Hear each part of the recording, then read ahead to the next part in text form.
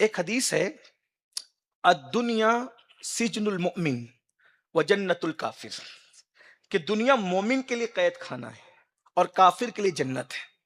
ایک بار امام حسن کا دل چاہا کہ میں آج بن سنور کے نکلوں۔ میں بن سنور کے نکلنا نفسانی خواہشات کی تکمیل نہیں ہے، یہ بات بھی میں نے آپ کو پہلے کہہ دیا، وہ الگ سی بات۔ بہرحال تو حضرت امام حسن نے نانا کا ماما باندھا، بابا کی ذوالفقار لی، چچا جعفر طیار کا پٹکا، اور اس شان سے جب فاطمہ کا چاند نکلا تو لوگوں کو یوں لگا کہ جیسے آمنہ کے چاند نے دوبارہ پھر طلوع کیا، کیونکہ ہم شبیہ رسول تھے نا، ایک سینے تک مشابہ، ایک وہاں سے پاؤں تک، حسن سبتین ان کے جاموں میں ہے، نیما نور کا تیری نسل پاک میں ہے، بچہ بچہ نور کا تو ہے عین نور، تیرا سب گھرانہ نور کا۔ اس شان سے نکلے کر و فر کے ساتھ، بہت خوبصورت کیسے لگ رہے ہوں گے، ہم شبیہ پیغمبر کیسے لگ رہے ہیں، سبحان اللہ، کس انداز، کیا وہ جو بنوں پر حسن ہوگا، حوران جنت بھی بنائے لیتی ہوگی۔ بلکہ میرا ایک جملہ یوں عرض کر دوں، اگر کوئی شاعر اس پر تبصرہ کرے تو یوں کہے گا کہ حسن بھی حیرت سے فاطمہ کے لال کا چہرہ تکتا ہوگا۔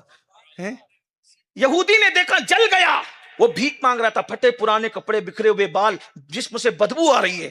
اس نے کہا حسن رکو رکو رکو، کہا تمہارے نانا کی ایک حدیث ہے، سمجھاتے ہوئے جاؤ۔ کہا کیا؟ تمہارے نانا کہتے ہیں الدنیا سجن المومن و جنت الکافر، مومن کے لیے دنیا قید خانہ ہے، کافر کے لیے جنت ہے۔ تو تم کو اس لباس میں دیکھ کے تو ایسا لگ رہا ہے جنت میں تم ہو اور میں قید خانے میں ہوں، اور جبکہ تمہارے نزدیک ہم لوگ کافر ہیں، تو یہ لباس میں، پھٹے پرانے لباس میں اور مصیبت میں تو تم ہونا چاہیے تھا، کیونکہ تمہارے لیے دنیا قید خانہ ہے۔ امام حسن نے کہا تو حدیث سمجھا ہی نہیں، نانا نے سچ کہا لیکن تو سمجھا نہیں۔ کہا کیا؟ کہا جنت میں ہمارے لیے اللہ نے جو نعمتیں تیار کر رکھی ہے نا، ان نعمتوں کے مقابلے میں میرا یہ کر و فر بھی قید خانے کی طرح ہے۔ ہاں، یعنی ہمارا یہ کر و فر، ٹھاٹ باٹ بھی جنت کے مقابلے میں دنیا میں جو ہم ٹھاٹ باٹ سے جی رہے ہیں، یہ ناز یہ انداز ہمارے نہیں ہوتے، جھولی میں اگر ٹکڑے تمہارے نہیں ہوتے۔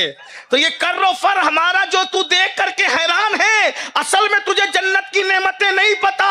جنت میں اللہ نے جو نعمتیں ہمارے لیے تیار کر رکھی ہے، اس کے مقابلے میں یہ کر و فر قید خانے کی طرح ہے، اور اللہ نے جہنم میں تیرے لیے جو عذاب تیار کر رکھا ہے، اس کے مقابلے میں یہ تیری مصیبتیں جنت کی طرح ہے۔ یہ یاد رکھنا۔ تو یاد رکھیے، نفسانی خواہشات کے مخالفت کرو گے تو اللہ ہماری دنیا کو بھی جنت بنا دے گا۔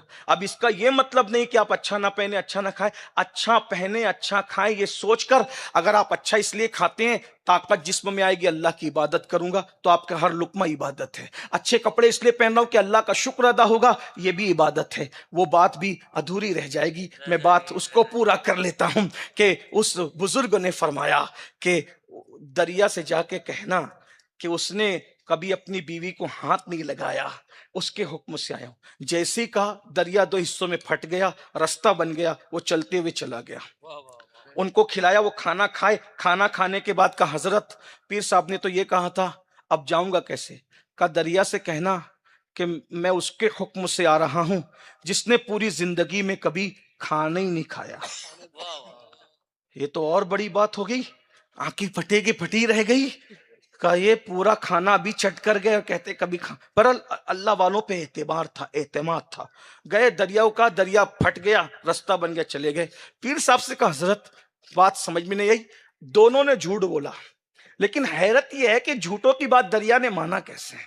مجھے فلسفہ سمجھائیے، اس کا مطلب آپ لوگ جھوٹے نہیں ہو۔ کہا بیٹا لوگ اس لیے بیوی کے قریب جاتے کہ اپنی نفسانی خواہشات کو پورا کریں، ہم کبھی اپنی خواہش سے بیوی کے قریب نہیں گئے، اللہ رسول کا حکم ہے اس نیت سے گئے۔ ہاں یہ ہے۔ اور دوسرا، اس نے جو پورا کھانا کھایا پیٹ بھرنے کے لیے نہیں کھایا، اس نیت سے کھایا کہ طاقت آئے گی تو میں اللہ کی عبادت کروں گا، اس نیت سے کھانا بھی عبادت ہے۔ اس نیت سے سونا کہ طاقت آئے گی، فریش ہو جاؤں گا تو 2 رکعت زیادہ پڑھوں گا، تلاوت زیادہ کروں گا، اس سے یہ نفسانی خواہشات کی مخالفت۔ اللہ سے دعا ہے اللہ ہمیں توفیق دے۔ رضا نفس دشمن ہے، دم میں نہ آنا، کہاں تم نے دیکھے ہیں چندرانے والے، دوران گفتگو کوئی غلطی ہو تو اللہ تعالیٰ معاف